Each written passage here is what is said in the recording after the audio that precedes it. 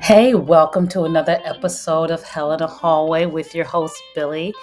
Today, we're going to talk a little bit about two of the shortest days in your life, right? These two of the shortest days in your life is the day you're born and the day you die, right? One of them we celebrate annually. We're so excited. We have people over, we have parties, we do all kinds of stuff, right? But the other one, we act like it's never going to come, right? We act like that date of death is never going to come. We live as if tomorrow is this definite place. We live in certainty of it, right?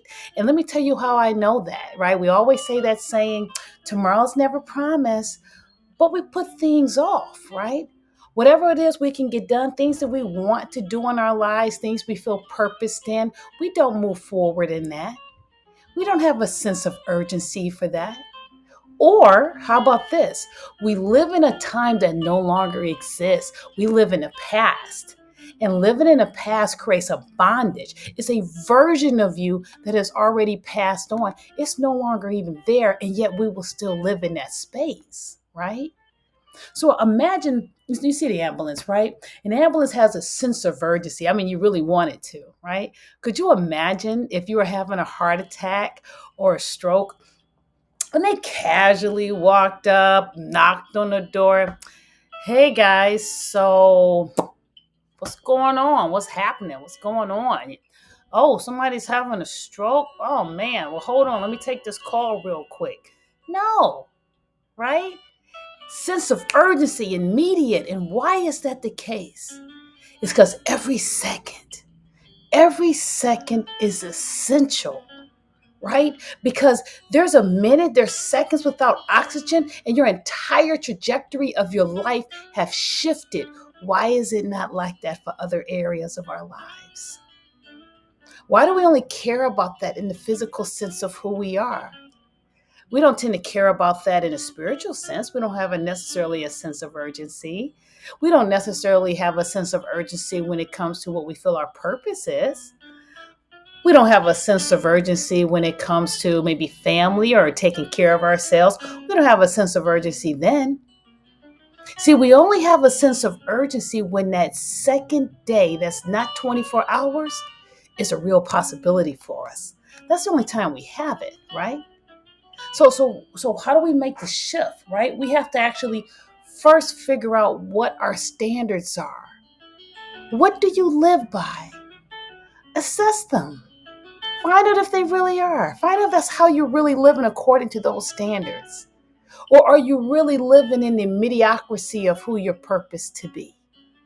What rituals support those standards? And these standards are whether they're good or bad. What rituals, meaning what things do you do daily, support the standard of who you're claiming who you are to be? The other thing is, who are you keeping even in your circle? Not just people who you speak to, but who could speak in you. Who can do that? Who do you give permission to do that? Because we have to look at who's in our circle, our friends and family, mentors, all those individuals. And if we are the biggest fish in that pond, we've already started to decline. Why is that? Because we can't grow, we can't develop. If you want to be the biggest fish in your lake or in your neighborhood or wherever you are, you will not continue to grow because you can't. There should always be someone there who you can look up to, who can pour into you and help develop you and get you where you need to go, right? We also have to make sure that we make adjustments and not excuses.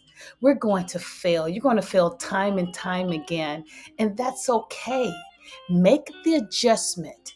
See, failure is just an opportunity to learn another way of doing it. Failure is an opportunity for us to learn what doesn't work, and we can shift and figure out what does work. Sometimes the adjustment, though, is getting rid of folks, right? Sometimes the adjustment is getting individuals out your life that operate as anchors and not a rudder. So what does that even mean? An anchor from a boat keeps it from moving. It keeps it standing still. Rudders help shift direction. It's a small piece of the boat that's at the bottom, and it helps determine what direction the boat actually goes in. It allows the boat to pivot. And at times we need to pivot, and we need someone to help us pivot because they might have vision of something they can see that we can't see.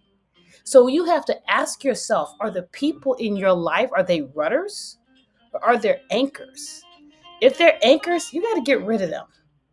They're only going to keep you static. They're going to keep you not, then we won't be dynamic and you won't be able to move forward. And before you know it, life will pass you by and you're doing the same thing next year that you said that you were going to put in your past. You're going to do something different and you keep saying the same thing. Make adjustments, not excuses. We have to have a sense of urgency because, folks, that second day is coming. It is coming without your permission. For the most part, it's coming without warning, and it is coming without care. See, the only compassion your day to death is giving you is examples. Others who've gone before you. See, whenever we go to funerals, we are reminded that this too shall end.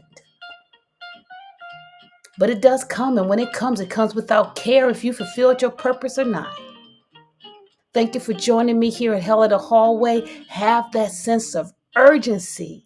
Make adjustments, not excuses.